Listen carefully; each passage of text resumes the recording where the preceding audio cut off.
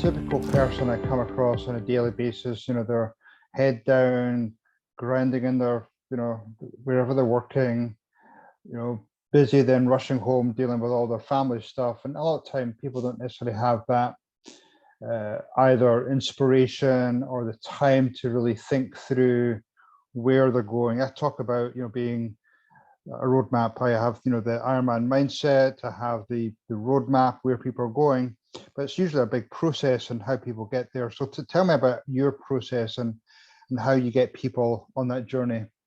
Okay, so the first thing I should tell you is how I got started. I'll give a quick synopsis on it, but I could spend days on that. So when I was in college, I started one of my companies for doing IT support called JCM and Son in college. And we did computer repair for $5 on the phone and $10 in person. Now, that wasn't per hour, ladies and gentlemen. That was just to come out and fix. I was getting experience. I already knew the technology, but I wanted to get used to working with people. Graduated college, and my friends kept saying, well, when are you coming to paint my house? Excuse me? Well, when are you coming to paint my house? Or my wife's looking for you to repaint our bathroom. Or we need you to come and paint our basement. What do you mean paint? Well, you're JCM and Son, right? Yes. Well, you're a paint company. No, we're not.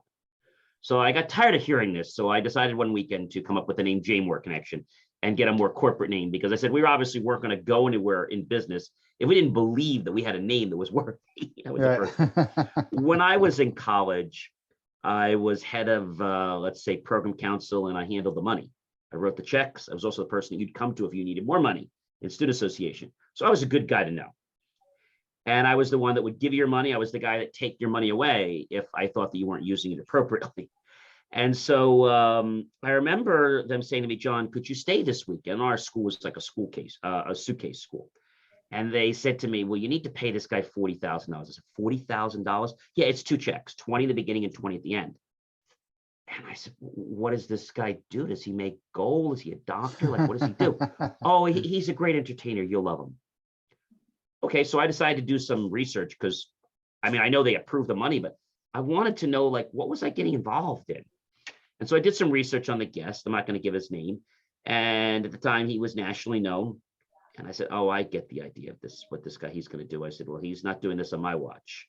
He was a stage hypnotist. And when I saw what he did and how he embarrassed people, I cut him right at the pass. When I came in, I said, Mr. Such and Such, you don't know me. I'm nobody. I'm going to go ahead and give you your first check for $20,000.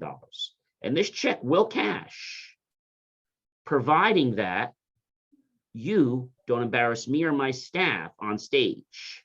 You can embarrass other people from the audience, but not me or not my staff or administration.